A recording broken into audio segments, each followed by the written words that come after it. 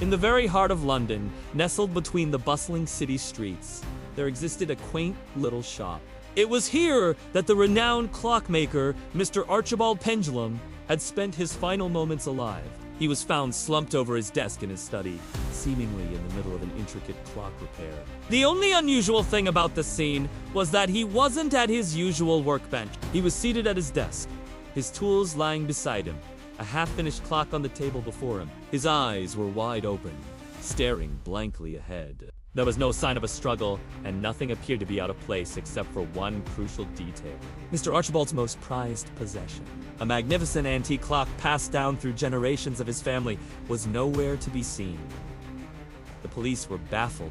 The clock was not only a family heirloom, it was also too heavy and valuable to move. It had to be bolted to the wall with thick chains, making it impossible to steal without leaving traces behind. But when they searched the house, they found no signs of forced entry. No fingerprints, no tools left behind by a burglar, nothing. It was as if the clock had vanished into thin air. Days passed, and the case went cold. Then, as if out of nowhere, a peculiar letter arrived at the station house. Addressed to Inspector Lestrade, the letter was an enigma. Written on Hiquali stationery, it read, "My grandfather, you see, was a simple man, obsessed with clocks. His magnum opus, the antique clock, has been misplaced. I, his estranged granddaughter, am a genius My expertise is unparalleled. Allow me to retrieve the clock or perhaps find its whereabouts." The letter was signed, simply, Perdita Pendulum. Inspector Lestrade found himself intrigued. This Perdita Pendulum was quite the character, known for her eccentricities and brilliance in the world of horology. She was Archibald's only grandchild, estranged from the family after a bitter legal dispute over the antique clock following Archibald's wife's death. According to family lore, Perdita had even designed a smaller version of the very same clock she was now claiming was missing. And as the police investigated, they discovered that her design was almost identical to her grandfather's, right down to the smallest detail. However, what the police didn't know, because nobody knew, was that this was just the beginning of a much bigger story. After receiving the letter, Lestrade paid a visit to Perdita in her workshop. He found her engrossed in a complex mechanism, her brow furrowed in concentration. Despite her 72 years, she was a formidable figure with a sharp gaze and an air of authority. Her workshop, a testament to her genius, was filled with intricate clock parts and half-finished mechanisms. As Lestrade stepped in, the air itself seemed to hum with the energy of countless ticking clocks. "Miss Pendulum," Lestrade began, his voice echoing in the cavernous space. "I'm here about the clock!" Perdita looked up, her eyes sharp and alert. "Ah! The clock," she said, her voice raspy but precise. "You want the clock? You come to the right place!" She gestured around the cluttered workshop. "I have clocks everywhere!" "Which one did you have in mind?" Lestrade sat down heavily in a chair that seemed to have been there since the Victorian era. "Your grandfather's last masterpiece," he said, "the one that disappeared from his study." A flicker of something akin to amusement crossed Perdita's face. "That clock?" she said softly, as if to herself. "It was the heart of the house, the centerpiece of our family gatherings. Its chimes were the soundtrack of my childhood." She paused, her gaze drifting to a far corner of the workshop. "And now, it's gone!" Lestrade could sense the depth of her sadness, the profound loss she felt. It was clear that the clock held a special place not just in her grandfather's life, but in hers as well.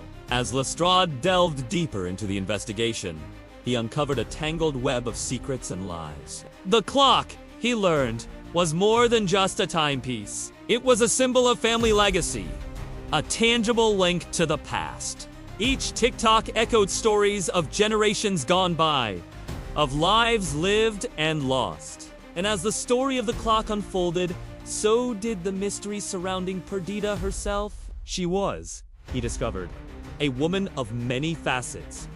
Brilliant, eccentric, reclusive, yet deeply connected to her family's history. It was during one of Lestrade's visits to Perdita's workshop that he noticed a curious detail. Tucked away in a corner, almost hidden from sight, was a smaller version of the antique clock, Perdita's own design, which she had mentioned earlier. Intrigued, Lestrade examined the clock more closely. It was beautifully crafted, each gear and spring a testament to its creator's skill, but there was something about it that Lestrade couldn't quite put his finger on. As he studied the clock, he noticed a small inscription on the back, barely visible beneath years of grime. He cleaned it carefully with a cloth until the words became clear. They read, "To my beloved granddaughter, may your life be as intricate and beautiful as the clock you inherit." It was signed, "Love, Archibald." Lestrade's mind raced. This clock, a gift from Archibald to Perdita, was nearly identical to the one that had disappeared from his study. Could it be a replacement? Had Perdita taken the original clock when she left home? All these questions swirled in Lestrade's mind. He needed answers, and he knew only Perdita possessed them. He returned to the workshop, this time with a search warrant. To his surprise, however, when he and his two colleagues entered, they found Perdita's workshop in disarray. Tools were strewn across the floor, and clock parts lay scattered, as if someone had been in the middle of a frantic repair. And then Lestrade saw it, or rather, he saw the absence of it. The smaller clock was gone. In its place was a note written in Perdita's distinctive hand. "I'm sorry, Inspector," it read, "but I must go. The clock has called to me, and I must answer its call." Lestrade felt a surge of frustration. It seemed Perdita had outsmarted him once again, but as he turned to leave, his eye caught a glint of metal beneath a workbench. He moved aside some clock parts and gears and found a small key tarnished with age. It was old, heavy, and neatly carved. Lestrade knew instantly this was no ordinary key. With trembling hands, he placed the key in the lock of the safe that stood in the corner of the room. The heavy steel door, impervious to Lestrade's earlier attempts, swung open with a soft click. Inside, nestled among old documents and jewelry, was a passport-sized photograph of Perdita as a young woman and Archibald, his arm around her shoulder, both of them standing in front of the very clock that had been stolen. The photograph was dated a week before Perdita left home in a huff, claiming that her grandfather had stolen her design. On the back, Archibald's familiar handwriting provided the key to their disappearance. "My brilliant granddaughter," he wrote. "May our clocks forever chime in harmony." And below Perdita's picture, she had written, "Forever in discord, Perdita." Lestrade understood. It wasn't just a clock that had been stolen. It was a bond between a grandfather and granddaughter, fractured by misunderstanding and ego. The clock, a silent witness to their shared history, now lay at the heart of their estrangement. Lestrade felt a pang of sympathy for both of them. He knew now that the real mystery wasn't the theft of the clock, but the theft of their relationship. The police issued an international arrest warrant for Perdita, but it was clear to Lestrade that they weren't likely to see her again. Somewhere out there, though, the old clock was ticking away the seconds, its chimes echoing the bittersweet melody of a fractured family's past. And as the sun set over London, casting long shadows across the city, Lestrade returned to the quiet shop on the lonely street where it all began, where a clock had stopped ticking and a family's legacy had been broken. In the silence, he could almost hear the faint echo of distant chimes, a reminder of a time when the music played on,